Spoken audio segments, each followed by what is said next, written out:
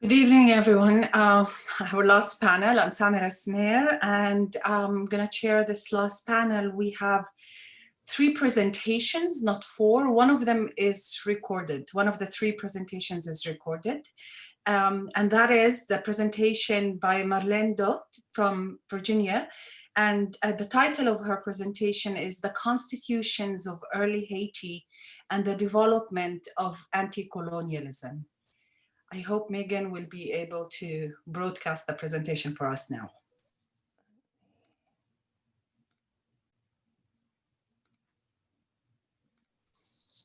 Good afternoon, everyone. I'm Marlene Dott, and I am a professor of African Diaspora and American Studies at the University of Virginia.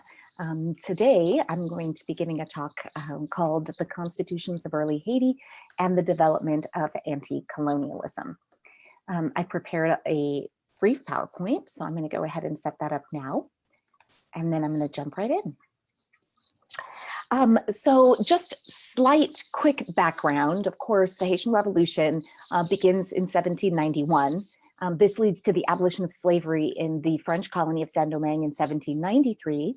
The French Jacobin government responds by declaring slavery ended throughout all French territory in 1794.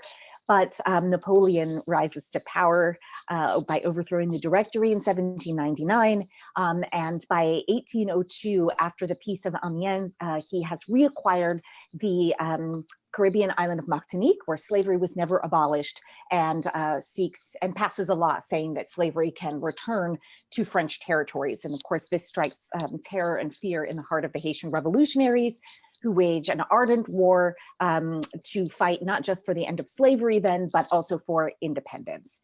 And so on January 1st, 1804, the official Declaration of Haitian Independence is proclaimed, and it circulates all around the Atlantic world. And it not only declares slavery to be forever ended, but it also changes the island's name from Saint-Domingue to Haiti. And so this is a portion of the document that you are looking at here. So like the Constitution, or like the Declaration of Independence, rather, which circulates all around the Atlantic world, translated into multiple languages, the first Constitution of Haiti also circulates. And so unlike in the United States, where it takes many, many years after the American Revolution is over to create the Constitution, then to revise it, and then to have all the states ratify it, the Constitution of Haiti is proclaimed in May of 1805 and circulates, so about a year and a half after independence. Some of the remarkable elements of the Constitution is one of the most remarkable elements, I should say, is its designation of all Haitian citizens to be Black, and that said, and this article says, including white women and German and Polish people who remained on the island, and also its outlawing of color prejudice in that same article. And so scholars have been really, really interested in the way that this document challenges Enlightenment humanisms, as well as hierarchies of race and color, and the very meaning of freedom. However, what has been much less acknowledged is that these foundational documents, the Declaration of Independence and the Constitution, also challenged the logic and material practices of colonialism. And this is not simply because these documents declared emancipation from slavery on the basis of universal equality, but also because they provided a clear and direct language with which to challenge colonial discourse.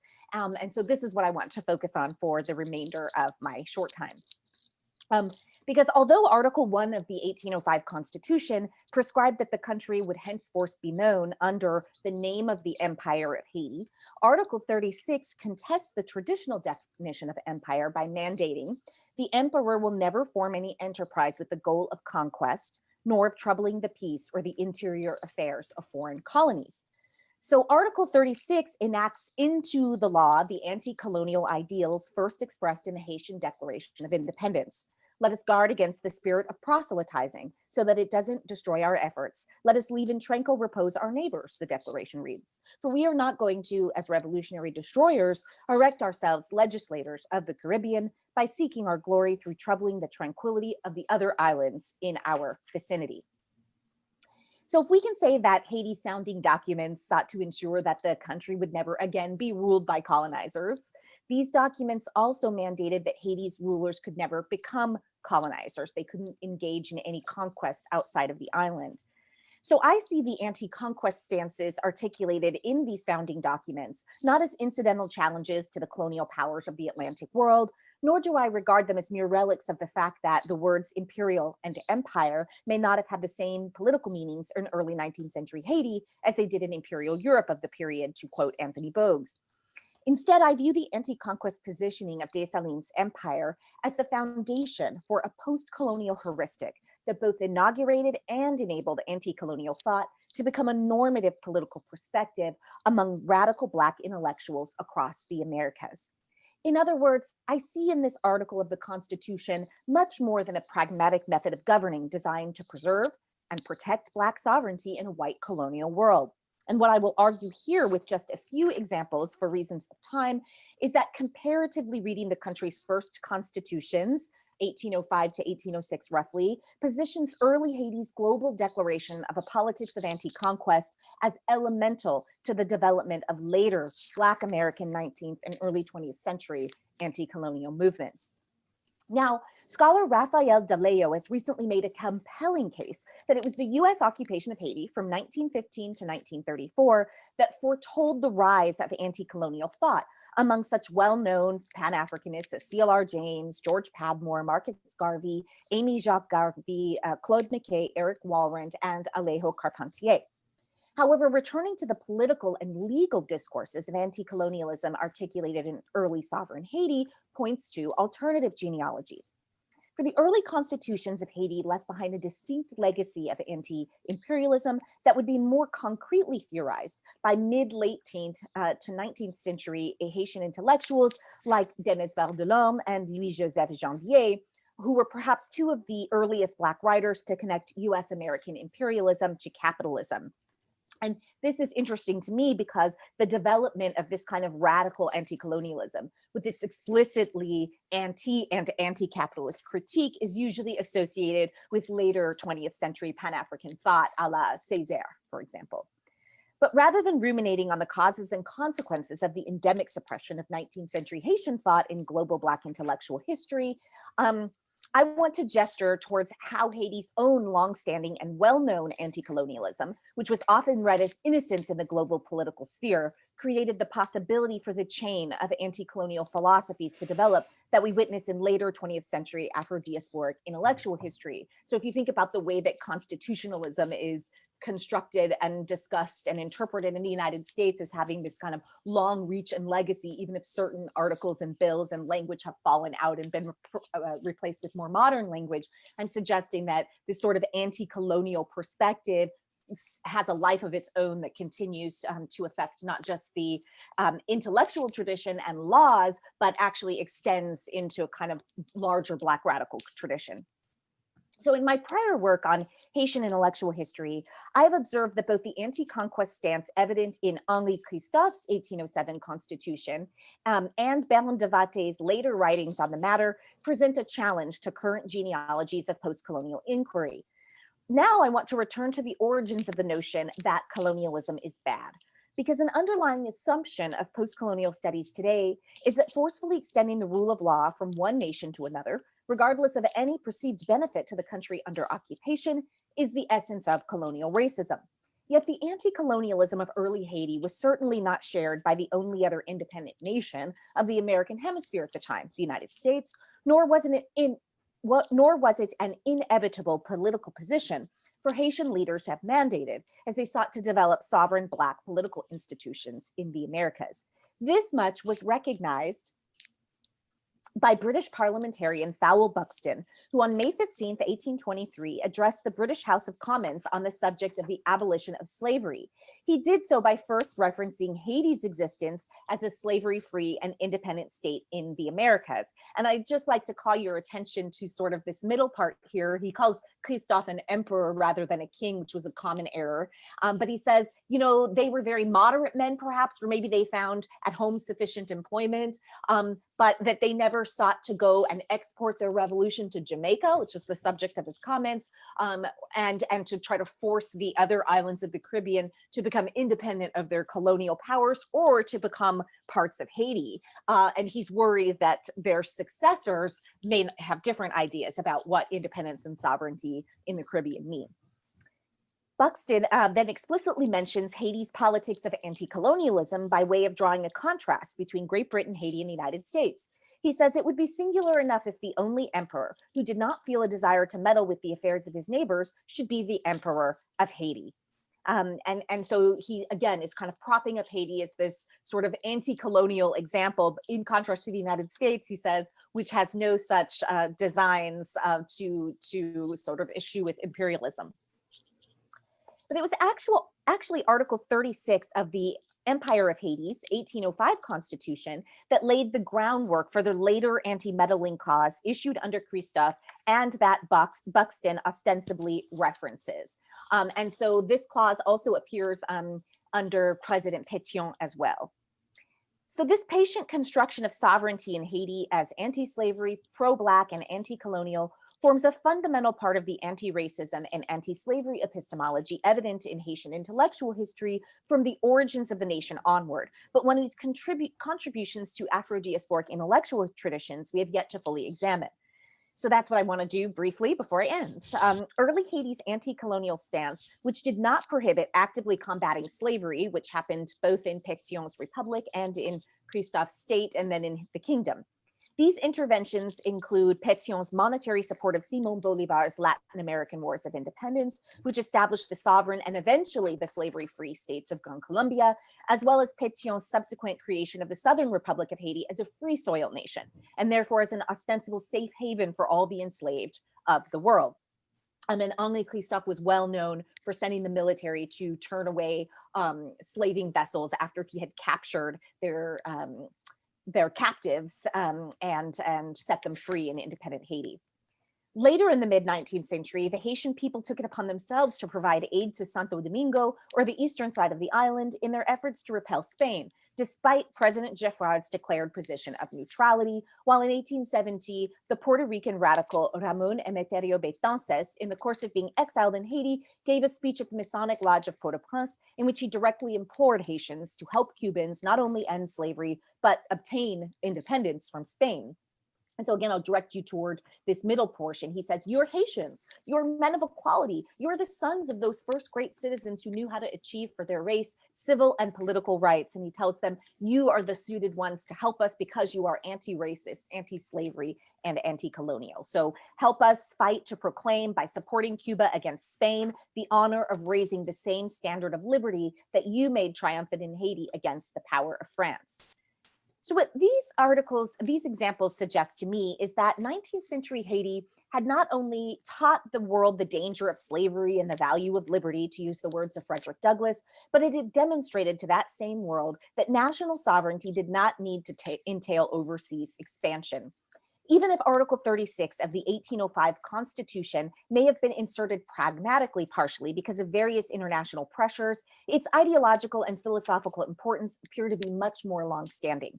Except for a brief period of reunification with what is now the Dominican Republic under the presidency of Jean-Pierre Boyer, Haiti has never occupied any other territory than the one in which it now sits. And I can't get into it, but it is worth pointing out that Haitians tend to see the period of reunification differently than Dominicans. So part of U.S. African-American outrage at the Wilson administration's occupation, in fact, appears to have stemmed from the very notion that Haiti had not only never colonized any other nation, but it had never declared war against any other country. This made the occupation an indefensibly aggressive act on the part of the United States, as James Weldon Johnson reminded readers of the U.S. magazine The Nation. He observed that, quote, Haiti had never slaughtered an American citizen, it never molested an American woman, it never injured a dollar's worth of American property. W.E.B. Du Bois, too, framed the U.S. occupation of Haiti as the, quote, violation of a sister state, precisely because Haitians, despite his acknowledgement of their domestic political problems, could be characterized as internationally pacifistic. Du Bois wrote, "Here then is the outrage of uninvited American intervention, the shooting and disarming of peaceful Haitian citizens." In the end, even though the anti-conquest ban did not appear again in Haiti after the overthrow of Boyer in 1843, when a new constitution was issued, we do find Haitian intellectuals throughout the 19th century, such as Pierre Faubert, Denis Vardelorme, Louis-Joseph Janvier, Frédéric Marcelin, and Anthony Firmin, continuing to criticize imperialism and collaborating with anti-colonial and anti-slavery activists from across the Americas, such as Bête Dansez and José Martí. If we can clearly see how the existence of an independent Haiti in the 19th century ushered in alternative practices and conceptions of freedom with respect to slavery, I hope we can now begin to explore how yet another one of those alternative practices brought to bear by Haitian independence was that it provided the grammar for a politics of anti-colonialism to become a virtual universalism among radical intellectuals of the Americas. Thank you.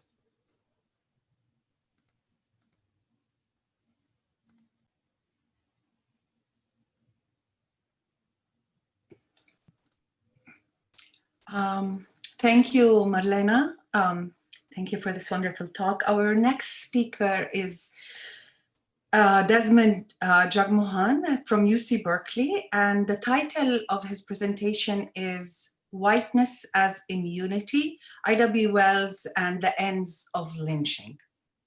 Des.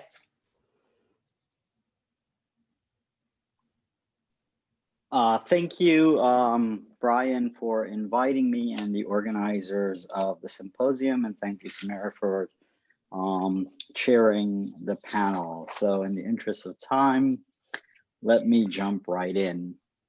As some of you may know the work of Ida B. Wells, she's often read historically and widely considered primarily an activist rather than, say, a political theorist or a constitutional theorist. And there are two broad views of lynching. The first and prevailing view, authored primarily by historians, sociologists, and literary theorists, often view lynching as a kind of view the causes of lynching as one of three things. Historians have emphasized lynching as resulting from racial antipathy. Sociologists and economists have emphasized the role of economic competition and it's fueling racial resentment as a reason. And literary theorists, including here, I'm thinking primarily of Jackie Goldsby, have saw lynching as a kind of response to the transformations wrought by modernity.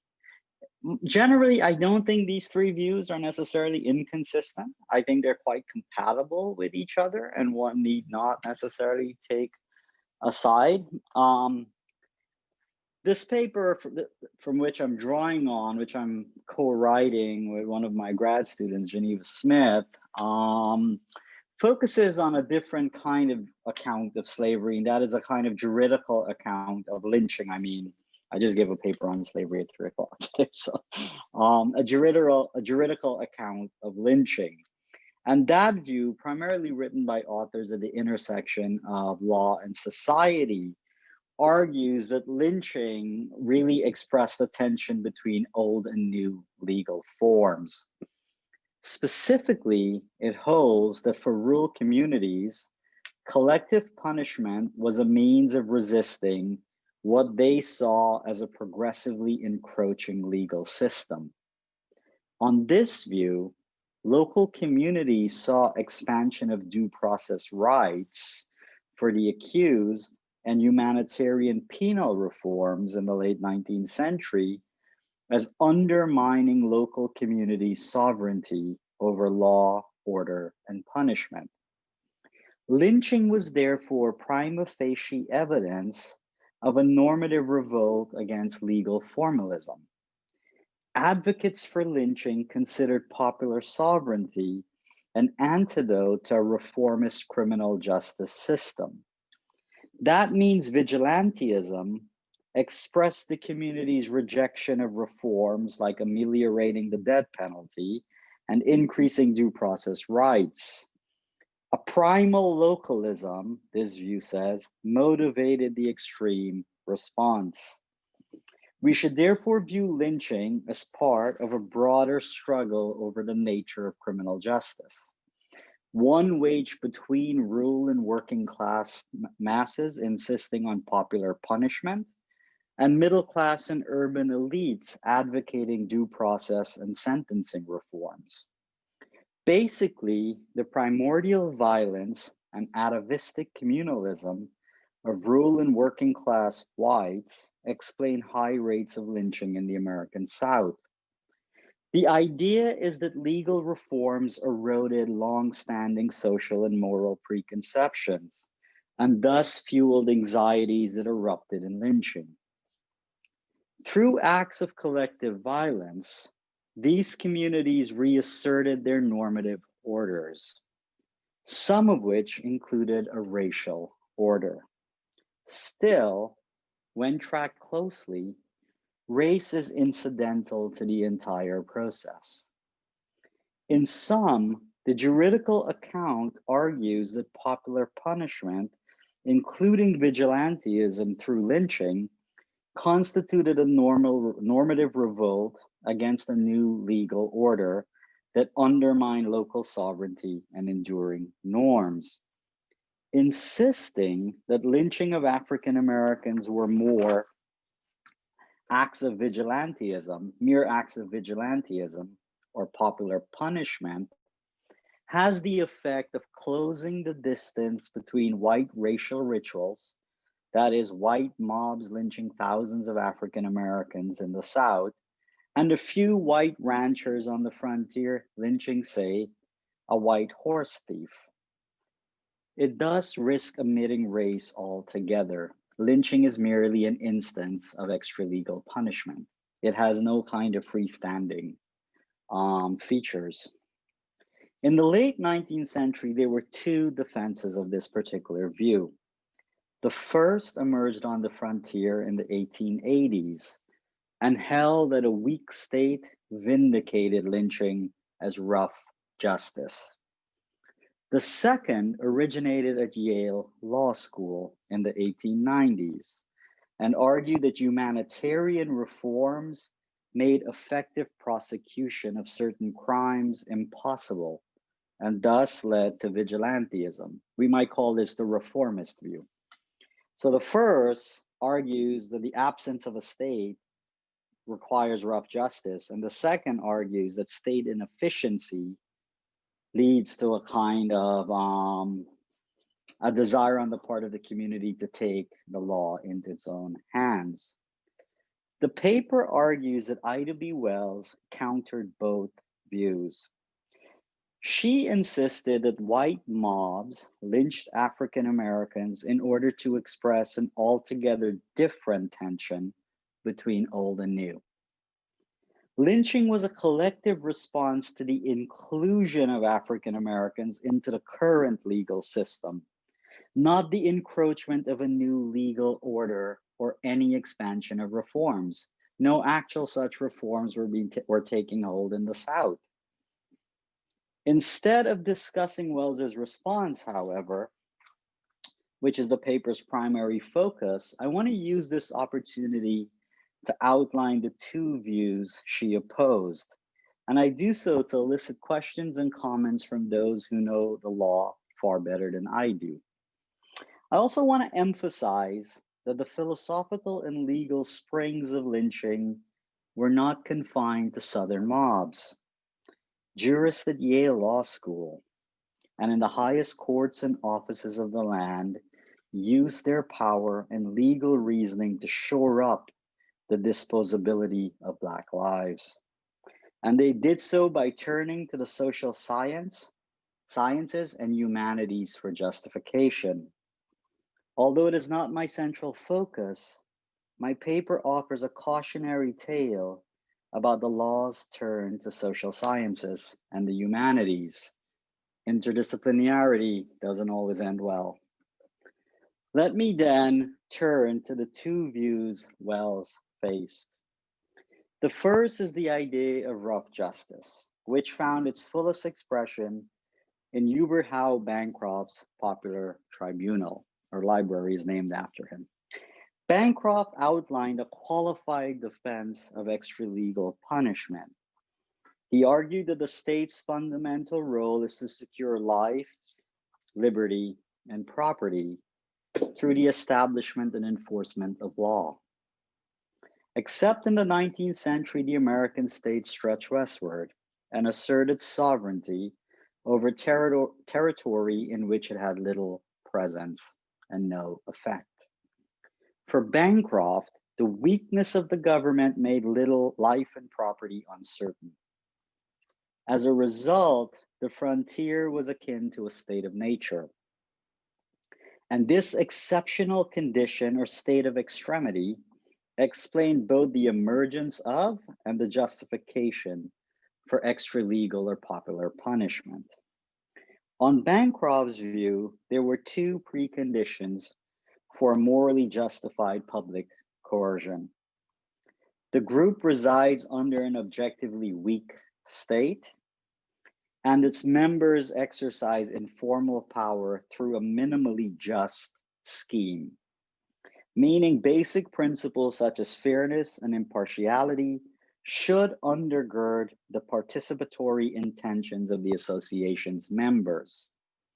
He had in mind, of course, the San Francisco Vigilance Committees, and he went to a great deal to make clear that he was not defending lynching in the American South. I say that before we attempt to cancel him. His view is not a defense of Southern lynching. Wells, I argue, rejected this view because the condition of a weak state did not apply to the South. I'm happy to say more in the Q&A, but basically, though Bancroft never intended his view to apply to the American South, many Southerners invoked him in order to justify lynching, saying that the state was not strong enough. But a second view emerged at Yale Law School in the 1890s. 20 years earlier, and inspired by a physical move from the New Haven Bar Association, or office, to the Yale College campus, Simeon E. Baldwin and others began divorcing the institution from the old trade school structure that most law schools followed. Yale Law School soon entrenched itself in the academic and intellectual life of Yale College, shifting its reference point from the law office to the university. Baldwin drew new faculty members from Yale College and sought to erode the disciplinary distinctions between law and the humanities and social sciences. By the 1890s, Yale Law School had successfully established itself as the place to study what today we call law and society. And herein lies the racial rub. It was precisely the law's turn to social sciences and humanities that grounded its defense of lynching. The Yale Law Journal in those years, drawing on the fountain and richness of social Darwinism on campus, argued that legal and penal reforms shielded rapists and murderers from timely prosecution and apt punishment, and the journal, Baldwin and others, identified the crime of rape specifically with Black men. As a result, these reforms forced communities to seek justice outside the law. To deter lynching, the Yale Law School faculty proposed amending trial and sentencing so citizens feel they were more directly punishing assailants. A few assumptions are worth noting.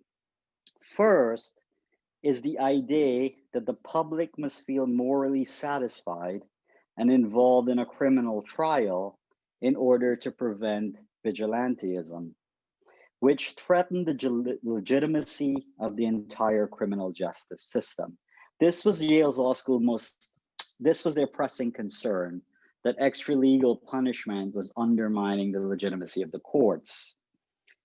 To curb lynching and to thus protect the legitimacy of the courts, the faculty argued for channeling the sentiments that led to lynching closely into the law itself, specifically by restricting due process rights, increasing corporal punishment, making trials more immediate. For example, trials should conclude within days of someone being arrested, eliminating the right to face one's accuser, and eliminating or severely restricting the right of appeal.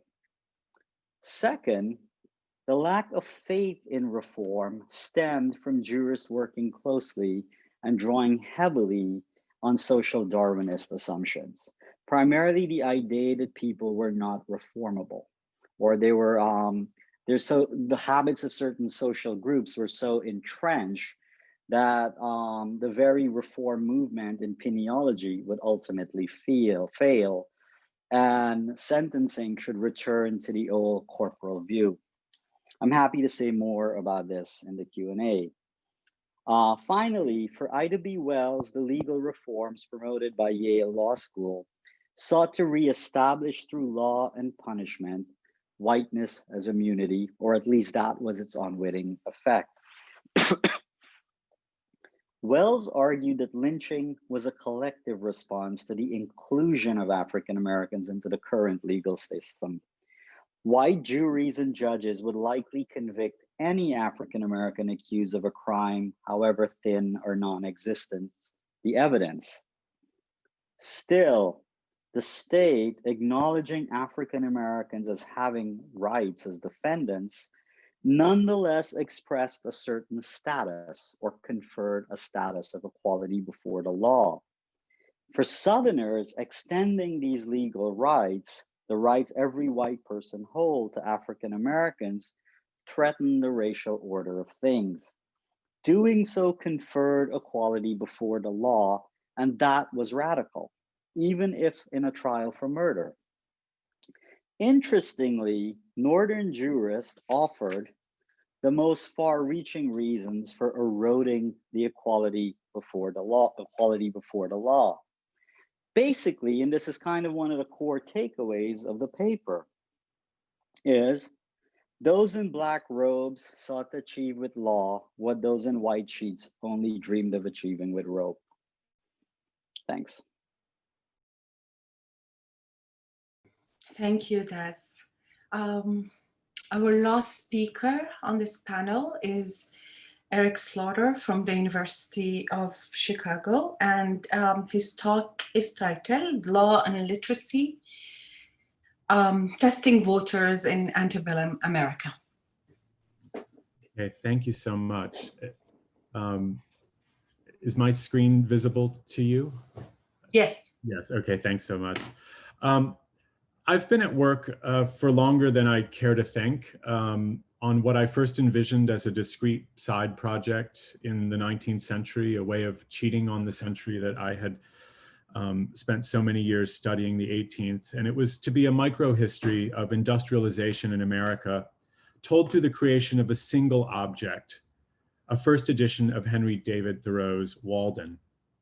I've been fortunate enough to be able to share some of that work at talks at Berkeley and through Bernie Myler's kindness at Stanford. And I'm grateful to Brian Wagner for the invitation this time to inch this project forward and to see so many old friends, even if virtually.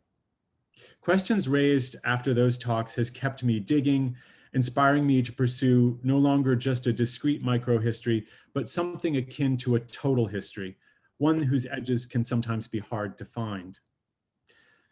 I try to provide, for instance, a history of the materials and the makers of this famous book, one that starts from a chemical and physical analysis of the object itself and works backwards to reveal the world that brought it into being.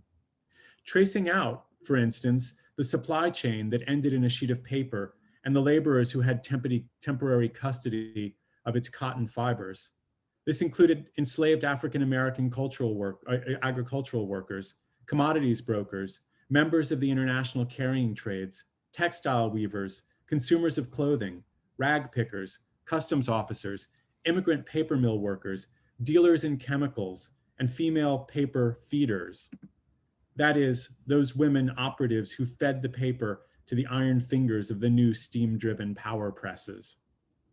I'm trying to braid environmental history with social, labor, and intellectual history to tell a new story, not just about a famous American book, and about the wide cast of people who, knowingly and unknowingly, under coercion and by choice, brought the object into existence, but about the origins of a new moral problem, the widening recognition among consumers fascinated by the changes in technology in the labor market and the cheapening of objects of all kinds around them, that their desire for material goods competed with the knowledge that those goods were likely bad for someone else, the product of the exploitation of people and the natural environment. My first book on the cultural origins of the Constitution was more directly cast in a law and culture or legal history or law and literature frame, but there are still some law and literature components here, elements I've come to think of as seductions away from the main plot of my book. I've been able, for instance, to people this story with agents like Benjamin Franklin Roberts, an African-American printer in Boston whose daughter was the plaintiff in a significant early school desegregation case in 1849, a case argued by and lost by Charles Sumner, along with Robert Morris, an African-American attorney. The plaintiffs lost the suit when Chief Justice Lemuel Shaw found that separate schools did not violate the first article of the Massachusetts Constitution. And though this decision was effectively overturned by the Massachusetts legislature in 1855, a legislature laced with nativists, by the way, who outlawed educational segregation in Massachusetts. Nevertheless, when the majority in the Plessy Court, Plessy versus Ferguson in the 1890s, looked for the earliest state defense of separate but equal, they returned to the 1849 case and its decision, choosing it in particular because it was a northern example, and consequently, Thurgood Marshall had to deal with Roberts against Boston in the 1950s Brown cases 100 years later.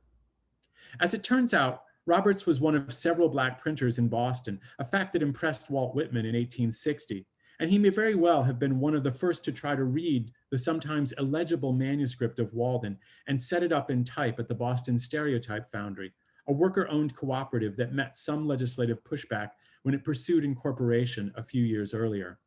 It's that tie to the book's production and to Boston print shops that licenses the seduction of an account of the case. And I should say, just after hearing Desmond's wonderful talk, that Sumner later claimed that he had coined the phrase or brought it into English, brought the phrase equality before the law. In fact, reproducing when the civil rights legislation was being debated in the late 1860s or early 1870s, a new edition of this pamphlet under the title Equality Before the Law. While pursuing research for this book, I've tried to think about the publication of Walden in 1854, as well as Thoreau's comments about the Irish laborers in Concord in that book, in both the context of the mass immigration of the 1840s and 50s, and in the context of the dramatic electoral sweep of New England in the 1854 state and federal elections, which resulted for Massachusetts in a know-nothing state legislature, a know-nothing governor, a know-nothing mayor of Boston, and a know-nothing member of Congress. The earliest literacy tests for voting belong to this world, coming into force in Connecticut in 1855 and in Massachusetts in 1857. Though in truth, their success rested in part on the facts that the idea and impulse preceded the formal rise of a nativist political party in Connecticut, and that other parties, especially the nascent Republican Party, helped carry them into law in Massachusetts. So there's the seduction. Thoreau, who was always suspicious of the whole idea of voting, wrote letters for some illiterate Irish, and he lived in households with others, often young women who were domestic servants. That's something that unites him with many of the most famous writers of the 1850s, as captured by the census marshals in 1850, the first year that the census concerned itself with the literacy of anyone beside the head of household. Thoreau lived in a household with a 13-year-old girl born in Ireland. She was too young for the census taker to note if she was illiterate or not, but she had not attended school in the year prior to the census. Harriet Beecher Stowe in Connecticut lived in a household with an 18-year-old Irish woman. Again, we don't know if she was literate or not. Nathaniel Hawthorne's family, Nathaniel Hawthorne, who proudly identified himself as an author to the census taker, lived with Mary Doyle, a 24-year-old illiterate woman born in Ireland, in his household. And Herman Melville's family in New York occupied a household that included 2 illiterate young women born in Ireland, I thank Ancestry.com for all of this. The pro-slavery journalist, statistician, and head of the census, J.D.B. Dubois, reported that in every 400 native-born whites in New England, only 1 was illiterate, compared with 1 in 12 in the South. For the foreign-born population over 20, Dubois MS estimated that 1 in 4 was illiterate. For the whole population of the United States, he estimated that it was 1 in every 22. The earliest literary tests deserve our attention beyond what I will manage to be able to do in my book. They are little known and little studied, except perhaps as a nativist prelude or footnote to the adoption of similar provisions in a wide number of state constitutions in the late 19th and early 20th centuries.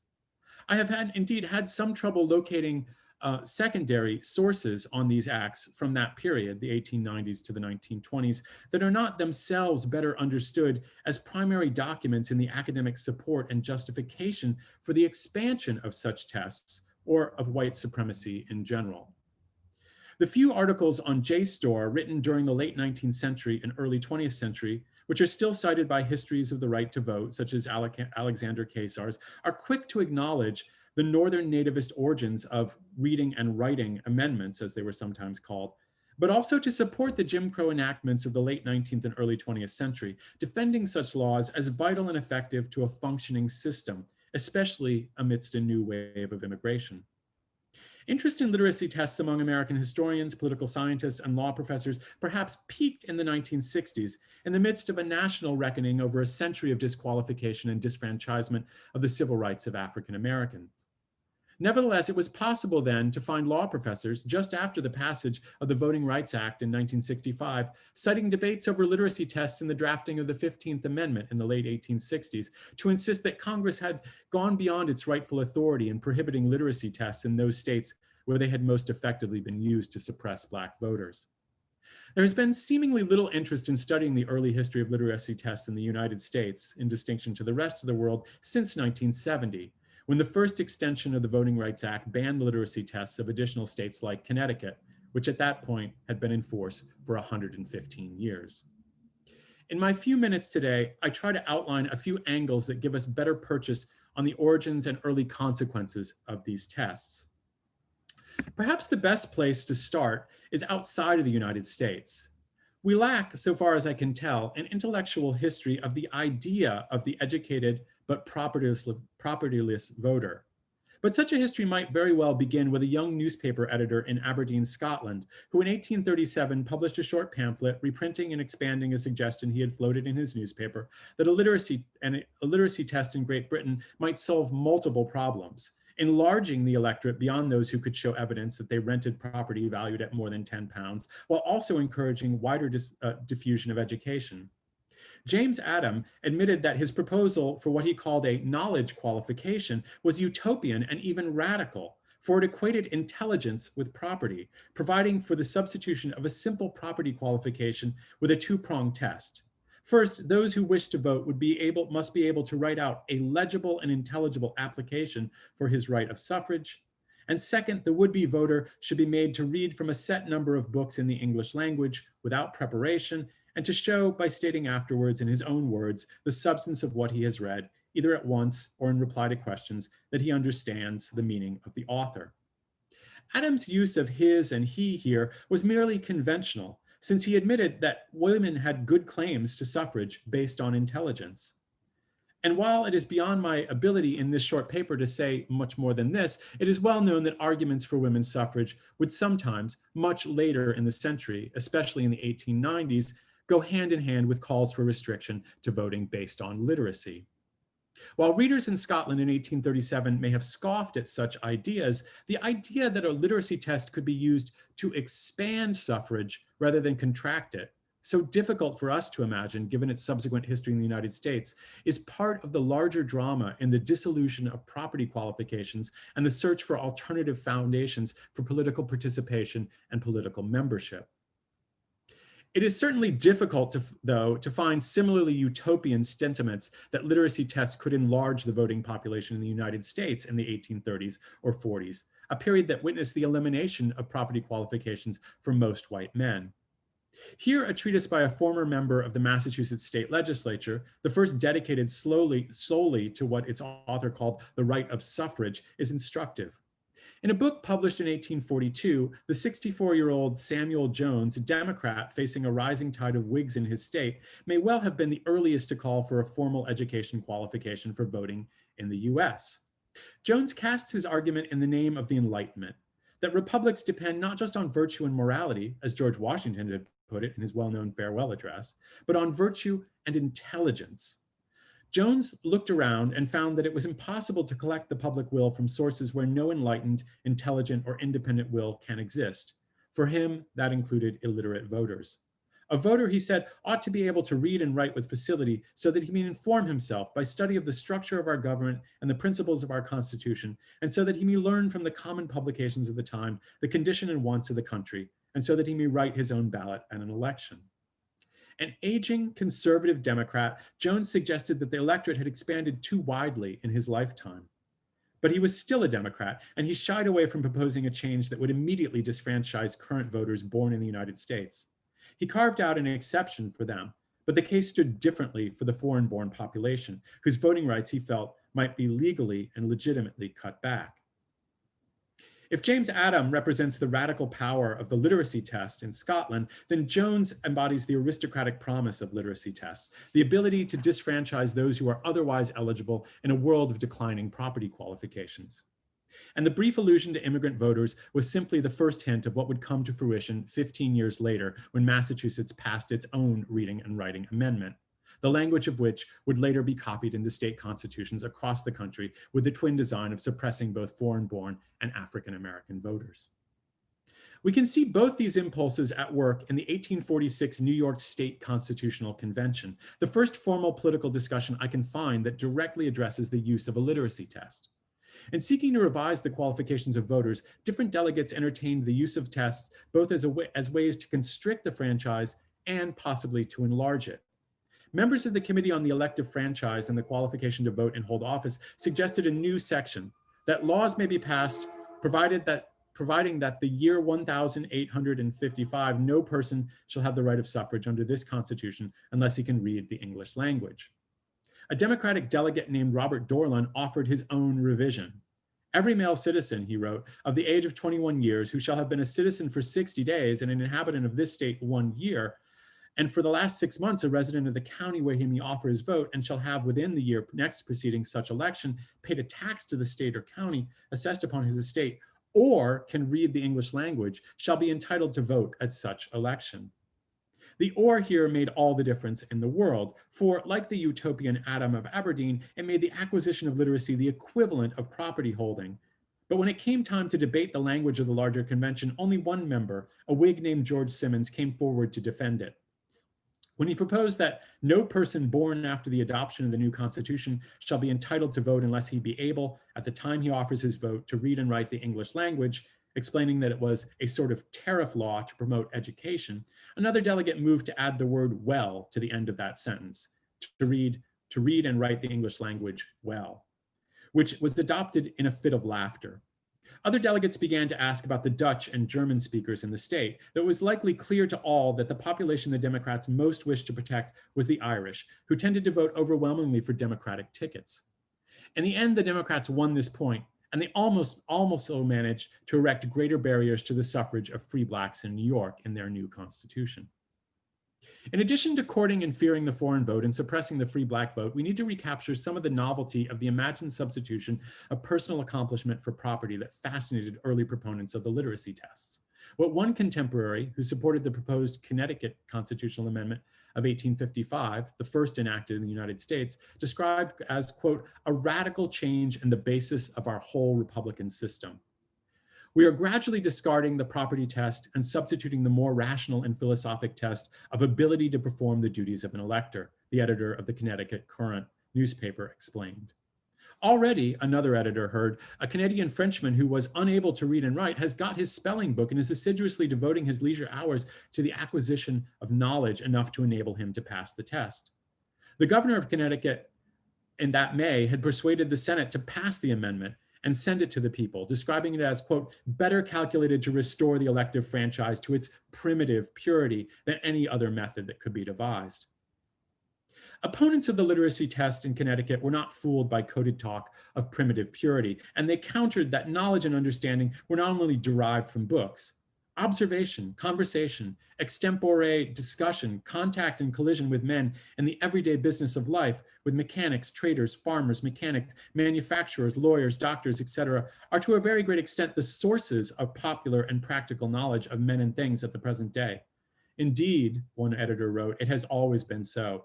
Many, if not most of the early settlers of New England states were illiterate and unlearned men. Opponents asked how exactly the literacy test could even work, ridiculing the idea of election registrars or officers as school teachers set out to hold a sort of village school on every election day and to hear the different classes recite their reading lessons. How many demerit marks and how many blunders in reading or spelling or pronunciation are to set aside a candidate to vote? Everyone can see that such an arbitrary test would be open to the most flagrant abuses and the greatest partiality, another editor wrote. Editors encourage their readers to, quote, rally to defeat this attempt made to disfranchise a certain class of our honest and hardworking citizens and deposit in the ballot box at the approaching election your ticket with the word no plainly written thereon. The ability to write one's own ballot, to vote no, not by voice, but on paper, was still relatively novel, a novelty of the 19th century. Starting in the late 1810s, political parties produced printed tickets for voters to place in ballot boxes rather than handwriting each name, a practice known to cause great variance. Opponents to the Connecticut 1855 amendment like to point out the fact that the failure to write names clearly had led to a number of disputed elections, including for know-nothing candidates. But the printed ballot, provided not by the government but by the parties themselves, remained the major way in which votes were tallied until the close of the 19th century, when the secret ballot was adopted in many states. How do we narrate the evolution of voting in the United States as rise and fall, expansion and contraction? And what exactly are we measuring? How can we recapture some of the excitement and promise of expanding the franchise that such plans may have had for some Americans, especially women in the later 19th century, while still acknowledging that this northern precedent was reproduced in the South and elsewhere with the specific design of excluding Black voters? For most in the period, voting was imagined as a privilege, which is what it is legally still. Indeed, one of those Google Ngrams shows that the phrase right to vote peaked 3 times in American history. In the 1870s, in the aftermath of the Civil War, in the 1960s, during the height of the Civil Rights Movement, and then there was a smaller antebellum peak around the 1830s. But books, such as those indexed on Google on the Ngram, provide a poor index for the phrase. And if we look to the newspapers, we can see that the right to vote was invoked, was set in type, roughly as many times in the 1860s as in the half century before, and that mentions declined in both the 1870s and 1880s. It was the 1860s where the phrase first entered the US Constitution in the 14th Amendment in 1868, appearing again as an echo in the 15th in 1870, and the 19th in 1920, the 24th in 1964, and the 26th in 1971, 1 year after the literacy tests were suspended across the United States. The earliest literacy tests matter for helping us understand both the shifting ground of political participation away from property and the tortured evolution of the idea of a right to vote, an idea that, as we are reminded with each and every election, doesn't yet have a positive articulation in our Constitution. Thank you.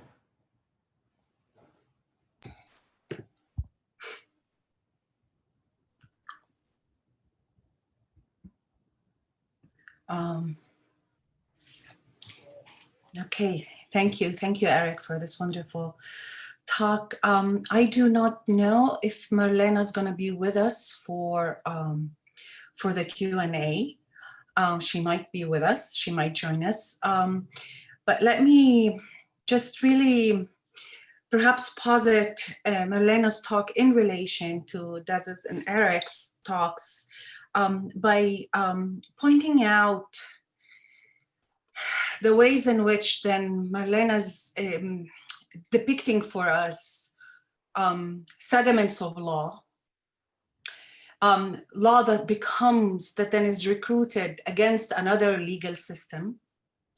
The anti-conquest laws of Haiti offer an imaginary that then gets picked up or that then informs and crystallizes in other legal, in other political struggles of the early 20th century in the US. So it's not really the work of imagination, as in the last panel, exceeding its scope, but the work of past legalities, really, that is, that remains a past, that remains a horizon for the present and the future. But it is in this if we keep that in mind, and we keep the question of the past, the distant past, the 19th century, the Haitian Revolution, and then the early 20th century, and then our present, I'd want to ask Eric first, if he could reflect on what remains of literacy today.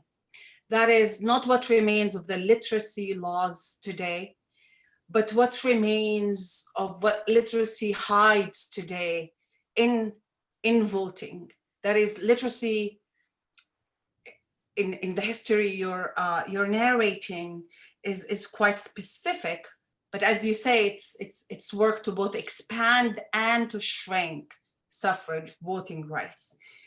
But if voting is a privilege, and I think that's what you end up telling us, voting in this country is a privilege. And if privilege is not a right, and there is a distinction between privilege and right, I assume, then what remains of literacy in voting privileges today? What are the other markers? Perhaps markers of humanistic markers, because literacy is also, it's about learning. It's about being able to read and it's about being cultured in some way. So what remains of that today? And what remains of that and continuing to constitute voting as privilege today, as opposed to it being a right? And then perhaps for Des,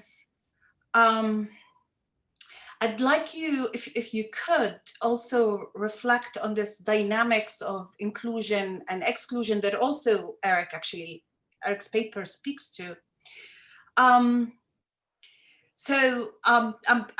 Perhaps I wasn't entirely clear, but and maybe you can help me better understand here.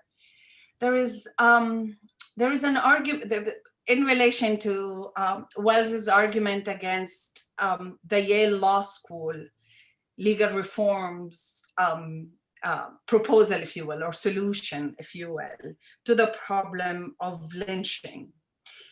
So if I'm understanding correctly, we have a critique here of a proposal, Wells's critique that is, of a proposal that aims to expand legal reform, the proposal that aimed to expand legal reform, and Wells is saying that does not provide a remedy or does not name the wrong in lynching. What is that expansion of legal, that expansion of law does not really name what is at stake in lynching.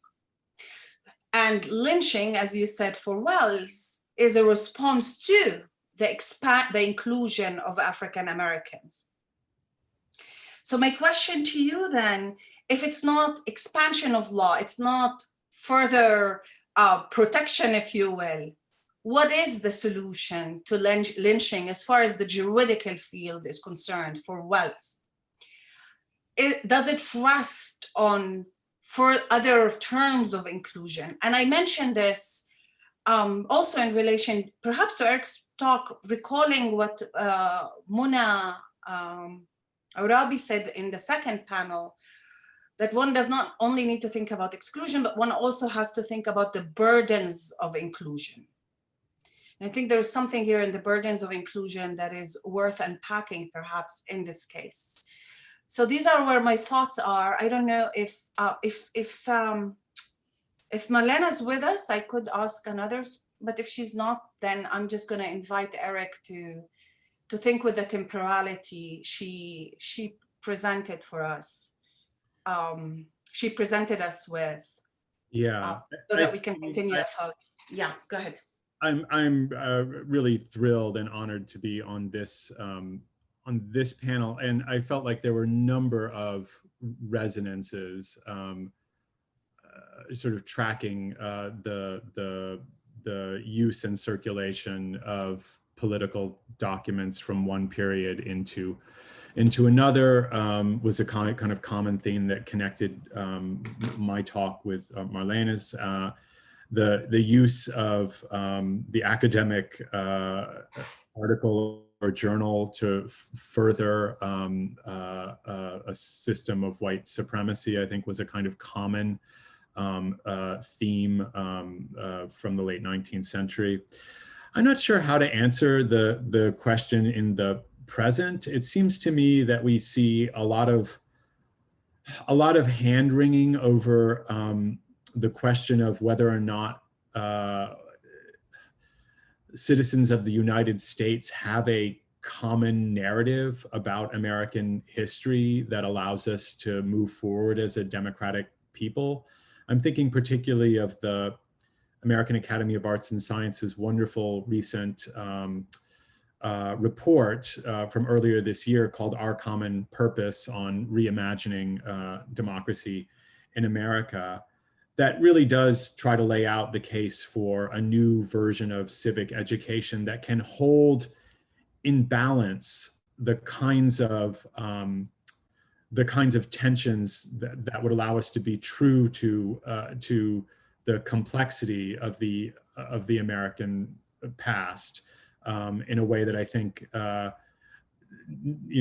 something like the 1776 project out of the current administration, or even the 1619 project, doesn't quite allow us to account, although I think it goes a lot further. So it seems to me that, in the place of literacy, or the kinds of things that a conservative like Samuel Jones is asking for in the 1840s, that would provide a sense of what the principles of the nation are. I think it's a pretty vexed moment where I don't think there's widespread agreement about particularly how to write a survey history of the United States, and to treat something like a literacy test as both a possible expansion for some voters and an absolute contraction for others, and to hold both of those things in tension or in balance. I do want to just quickly show a slide, if you don't mind, from one of the literacy tests that New York adopted after inviting educational psychologists to help them develop their tests. And this sort of speaks to the use of the social sciences that Des was talking about. But it asks those requesting voter registration to read this little story about how Mary had been waiting for the 4th of July, and then to answer questions about it, questions that are by no means relevant to understanding the principles of American democracy, or how the United States is organized as a political entity. And similarly, as late as the 1860s, you have documents in Louisiana and other states that are abandoned as a result of the Voting Rights Act, that really do try to test some kind of civic knowledge, in ways that my undergraduates can't pass, and it would be very difficult, I think, for some voters to pass even today. So I don't know that I have an answer flat out for you about the temporality, but it does seem that having a narrative, sort of expansive narrative, is part of the project. Thank you. I'll stop sharing. Des? Unmute myself here. Thanks, Samira. So let me clarify something I don't think was clear in the talk. So the Yale Law School sought to restrict or roll back what it saw as humanitarian reforms that it said led to a judicial inefficiency. The idea is when you were accused of one of these cases, often an African-American man accused of having committed sexual assault, the assumed victim was a white woman who would therefore have to testify. This was very, this brought down shame and stigma, etc. Moreover, the assumption is that he could make several appeals. He had this abundance of rights, that what resulted in effect was a kind of judicial inefficiency, that the case would go on forever. But Wells rightly showed that in the South, there were no such actual reforms. None of these reforms had actually been passed. And in fact, they were being thrown around in the North, but none of them even got passed in the North. So what are Simeon Baldwin and others talking about? Really, they're legal conservatives trying to go back to a pre-1830s view of the law. And they're mostly responding to British debates around humanitarian reforms. And they're really using lynching to push a particular legal agenda. So for Wells, she argues that if their reforms saw the light of day, they would eventually allow for lynching to fly under the color of law. Because basically, the trial of certain categories of crime would work very much like a lynching. You'd be arrested, you'd be tried within days, etc., and you would get capital punishment. And at this time, as many people got capital punishment as they were lynched. So there was no inefficiency. And she considered that the greater fear, because she thought one solution is that, you know, lynching is extra legal and we should bring these punishments into the law. What Yale Law School sought to do is to bring them into the law, but by essentially fundamentally weakening any protections the accused have. So for her, the solution is simply to recognize all the rights afforded to any other person, so equality before the law. So she saw what was actually occurring here under the banner of reform was really an attempt to strip African Americans of rights they had gained after slavery. And the gist of her argument was the reason local communities really rebelled against trying African Americans, and I think a lot of scholars just overlooked this point, prior to emancipation, the overwhelming majority of African Americans, 90-something%, were slaves, and they were tried in slave courts. They did not stand in trial in regular courts with whites because they were not legally persons. They didn't have juridical personalities. There are few cases, but they're exceptional cases. They were tried in slave courts. And for the first time in American history, the courtroom is integrated. So even when a Black person is being tried by a jury, for example, telling 12 white people they're the peers of an accused is the acknowledgement of a certain level of equality. So the very idea of integrating the courtroom, even to in the end find a Black person guilty and sentence them to death, was still seen by many whites as a status injury to them, right? So part of what Wells's argument is that lynching was an attempt to harken back to an old system where whites could exercise a kind of categorical immunity over Black bodies, independent of the law. And for her, Yale Law School saw this worry, but the way it sought to address it is that you would end up with something like the Scottsboro Trial. And it's true, by the time you get there, even civil rights advocates thought, well, what is there to oppose? They're actually being tried. But I think Wells's fear was that's not really a trial. That's a lynching flying under the color of law. So I think, you know, this is her worry. Her worry isn't so much that they needed new rights. It was simply just the application of the same equal rights was quite revolutionary. And now, Brian. Yeah. So our Q&A is open. If people would like to type questions, I can convey them. I'm going to ask a question to Des, and I believe some of our earlier panelists are also going to reappear, so we can both continue to think about the papers from this panel, and then also at the same time maybe move a little bit more in the direction of synthesis. My question to Des will be a little bit of a transition, maybe. So I wanted to ask you, Des, you're in a political science department. You're thinking about, politics and kind of moral theory and law. A lot of your kind of objects of study, though, are also considered literature, right? So you have a forthcoming book on Booker T. Washington. I know you're very interested in Harriet Jacobs. I teach I.W. Wells all the time, and so I'm curious if you could say something about what it means to look to these sources for your purposes.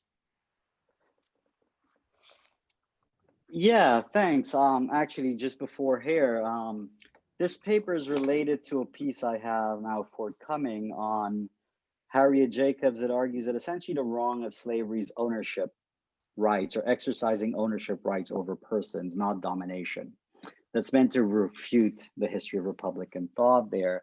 And part of what I think all my work is trying to do is try to just alert people to a simple point, that in much of the history of Black political thought, works of literature or even works of journalism or activism comprise the rhetorical plane on which moral and political theory is imprinted. But also reading those works, we can't just be political theorists and just read them as trying to make straightforward normative arguments. And this is really hard. I kind of enjoy this with my undergrads. Like, how do we read Frederick Douglass telling a story about Sophia Auld as really a story about how institutions shape moral character and damages moral character? And therefore, how do we read that as a kind of story about the morality of institutions, right? So part of it is a thinking that the theory is in the narrative, the theory is in this kind of stories. It's not simply, oh, let's adopt a Republican frame or a Marxist frame. Choose your frame and then read an autobiography, or even like, let's say I teach James Weldon Johnson, let's read that as an illustration of the theory. I often find that to be kind of outsourcing the thinking to a couple of contemporary, often white males, and then reading the history of this body as simply illustrations of their genius, right?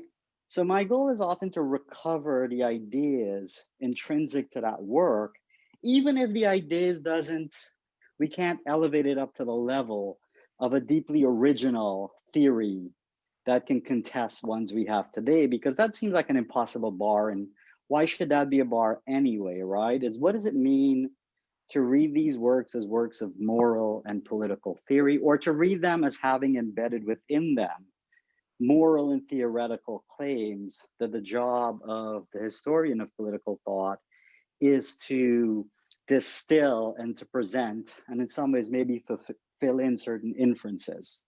So for Wells, I'm reading her as a kind of constitutional theorist. You can read her many ways, but I actually think she is actually engaged with these authors. But they're also in non-citational eras, right? As Eric knows, people don't go around citing each other in the 19th century, right? So you normally have to kind of reconstruct and hope you're right the conversation, though the conversation doesn't have clear references to each other. The references are normally in the assumptions underlying the claims. Great, thank you so much. And so, if we want to maybe open the conversation up to anyone else here, extending from this panel or reflecting in any other way on where we've been today, the floor, I think we could say, is open. Brian, Marlene is in the meeting, but not. Oh, no way! Yeah. Hello, Marlene. Yeah, you have to admit her. Marlene, but she's admitted. I think I am but not as a panelist. I think they did. Okay, I don't see her yet. You Sorry. can't see her? No. Okay. I cannot see her. Okay. I can see her. Yeah. Summer, do you want to ask your question to thank you, Braden. Do you want to ask your question to Marlena? Yes, I mean, Marlena, thank you. This was a wonderful talk. And I'm just, you know, there is all this literature, I mean, that reads the Haitian Revolution in relation to the French Revolution, or the literature that reads the Haitian Revolution in relation to other Black uprisings and revolts and the winds of freedom and so on and so forth. So we have that. But what I thought was really unique, and the kind of universals that the Haitian revolutions export, and exports to the rest of the world, but also to the Black world. And so what I thought your paper was interesting in that was really, I mean, important, not only interesting, in that it also posited all constitutional horizons, but beyond that there is something about the particular internationalism that the Haitian Revolution announces, that is through the constitution, that is anti-conquest, right? So there is, I just wondered how you think, how is this work, and I know it doesn't relate to law and literature necessarily, but how do you find this work, how do you place this intervention of yours next to this other work on the Haitian Revolution and what's it's done to the Black Atlantic and so on and so forth? Yeah, I mean, thank you so much for that question. I mean, it's so there are these sort of, the Haitian Revolution has been read in a kind of grand narrative fashion, and this has been really important for an event that people tried to say wasn't important, just to sort of bring out the momentousness of it and the long reach of it. But in my work with intellectual history now, I'm really trying to say that the Haitian Revolution was momentous, yes, but that wasn't when or how the story ended. And in fact, the story is much more important than that. And so one of the articles I mentioned in the piece was Article 14, which is the All Haitians Are Black article. And this is by far the most studied article of the Constitution, but the Constitution has hundreds of articles. And it also, for example, lays out exactly what happens if the ruler is to die. And he's an emperor that is not going to create a dynasty. And he makes that very clear, that there's no right to choose his successor, that a council of state will be convened, and they will decide, and they will create a new constitution when he dies. So there's so many interesting things about how power will be passed down. And even though after this, the state does fracture and split into two, remarkably, when Dessalines is assassinated, they follow the constitution to appoint at first Henri Christophe. So my work is really trying to say what happens to this sort of grand narrative when we kind of break it down and go kind of inside it and see what were other people learning from the situation that happened in Haiti. And when I peel back the layers from the newspaper's fear of Haiti, and I get down into what the actual journalists are reporting when they get news back, they are extremely interested in the political philosophy of Haiti. And in fact, when Henri Christophe becomes king, he issues a book of laws that circulates around the world, gets translated into English, gets translated into Spanish. And you have all these British naturalists saying, this is the most remarkable legal organization of society that we've ever seen in terms of labor. And even though it wasn't necessarily followed, this book of laws to the letter, people read it as a philosophical inquiry that they felt the world could learn from. And so that's really kind of what I'm just basically hopefully adding to the story, not detracting from the grand narrative element, but really kind of saying, what if we actually really look into how people, not just the fear narrative, but actually received the Haitian Revolution, Haitian independence, and really Haitian sovereignty in its stay. Yeah, thank you.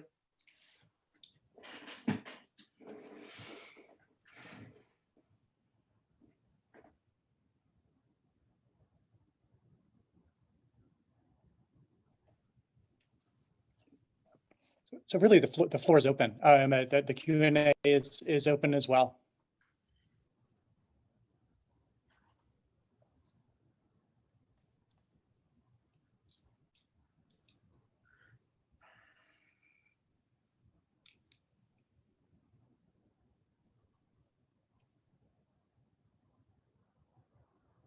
Maybe I can ask a question for Des. How would you describe the difference between legal immunity, whiteness as immunity, sorry, and supremacy? Yeah, so one thing I've been thinking, space there for thinking? you know, it's one of these things with titles of papers where like prior to the colon is you going for something catchy and sexy, and then post colon Okay. is actually what you're doing. You know, this seems to be like one of the absurd features of our profession, where you have to do that part in order to elicit the reads maybe. But no, I do think there's a way also, there's a kind of seriousness to it in the sense that it's one of the ways you can track the past into the present. So we still have forms of qualified immunity, right? This is one of the justifications that allows for police shootings. And this is where the conclusion of the paper goes, right? The way in which within the law, certain groups can actually have immunity in relation to Black lives. And my view, what Wells was arguing is that Southern lynch mobs were resisting the very idea that their immunity vis-a-vis Black lives were being restricted by equality before the law. And lynching sought to reassert and to publicize, make visible through this kind of rational ritual, rational in that it solves a coordination problem rather than morally justifiable, a kind of normative expression or a kind of aspiration for whiteness as immunity. And that idea, I want to suggest, is still actually with us, but now it primarily undergirds police officers' power. And that's where I kind of want to conclude with this idea.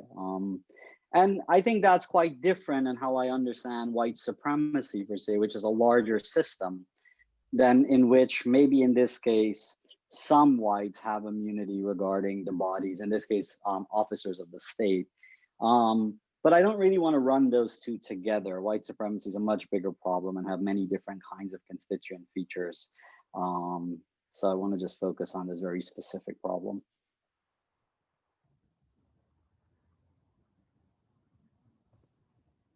Yeah, I mean, something I was thinking about that Des just had me thinking about Ida B. Wells ties back to our first panel, thinking about estrangement and advocacy. Advocacy, because we really, I mean, in some ways, initially probably think of Wells as an advocate.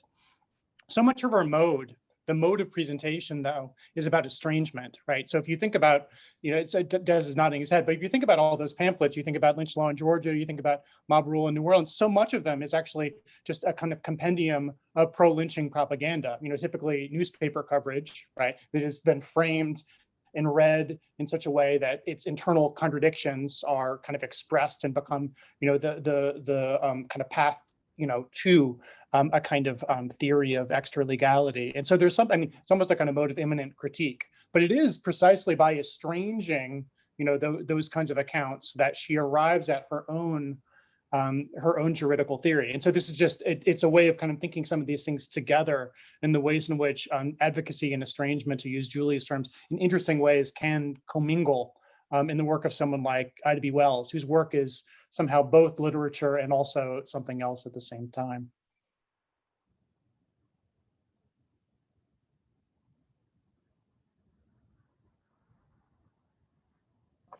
I'm unmuting myself for a second without anything very well formulated, but what I'm trying to do, I'm scribbling on my page because I'm making, you did such an amazing job, Brian, of putting us into clusters of conversations, but I feel as if I'm also seeing conversations across the whole day. And so I'm going to name a few, and I'm kind of hoping other people will name other ones. So constitutional histories of origin. So Marlene and Bernie are both thinking about that. Literacies and participation. So Eric clearly, but also Rebecca's paper is, I think, a lot about alternative literacies as forms of political participation. And, you know, Peter's in its own wacky way. And I'm gonna now mute myself again because I'm going to be thinking about the other ones that I saw. There were others, but I'm forgetting them for the moment. But it would be great to hear other people's connections they're drawing.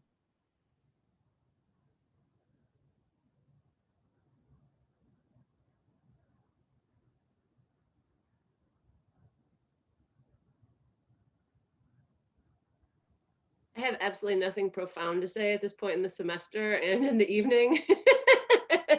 But I did want to say that I was so impressed with all of the papers and just kind of exhilarated by how like vibrant this conversation is, even over Zoom. So I'm not going to even attempt to make connections, but just to thank Brian and all of the Berkeley people for such a wonderful day. This was like kind of the highlight of the month for me. So here's to doing it again in person in a year or two. I'll just second that. It is late. Oh, sorry. Am I muted? I was just going to second that and say, you know, I think it's been a really exhilarating day, and a phrase that rings in my head, and I think I've got it right from Des, that interdisciplinarity doesn't always end well. And I think he gave us a kind of object lesson there around Yale law, you know, 120 to 130 years ago. And I just, you know, I was really impressed by how many law ands were represented here, and how well they were paired. So not just law and literature, obviously, but law and philosophy, law and religion, law and politics.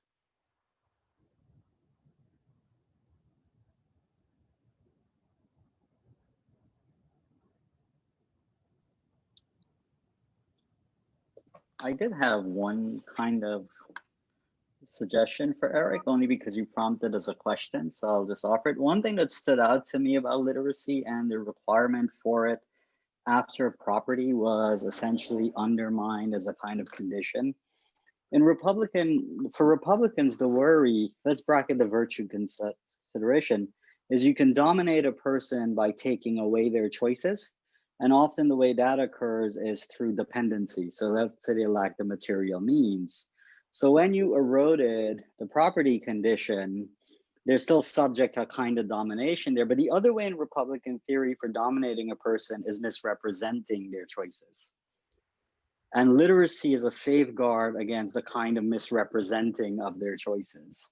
And this is very much a kind of Republican theorists are really kind of aware of this. So it's not simply they have a kind of deeper knowledge of it. It's simply that they can be manipulated. And that's a kind of form of domination for Republican theorists. So one thing I thought that it's not accidental that that should emerge as a primary concern right after the property condition, the kind of dependency Jeffersonian condition gets undermined. But for Jefferson, both they go together, right? So one is like literally you have property, so your landlord can't come in and tell you how to vote. And the other, you have literacy, so you can't be manipulated in how to vote.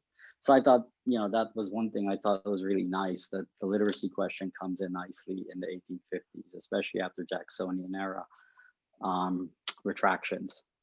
Yeah, that's beautiful. Thank you. I mean, it is fascinating to see the debates. I mean, so many of the debates about property qualifications are what is the exact price point that you want to set it at. And, you know, you see the sort of absolutism of literacy. It's you're either literate or illiterate. But of course, there's a very broad spectrum there. And, you know, so many of the opponents of these laws are saying, you know, who's going to do the testing? What is that test going to look like? You know, people who are put on the spot on the village square are not going to answer the way they would at home and by their firesides and so forth. And so you really do see, you know, like the debate in New York in 1846. Well, can we actually say that you need to read English well, or that you just need to read English, right? Great. So we've reached the end of our time. Thank you all so much. This has been such an amazing day. I've learned so much from you. I wish this could have been in person, but this was a great engagement we had today. So thank you all. Be well. Thank you, Brian. Thank you so much for setting this all up. Thank you, Brian. Take care, Brian. Thank you, everyone.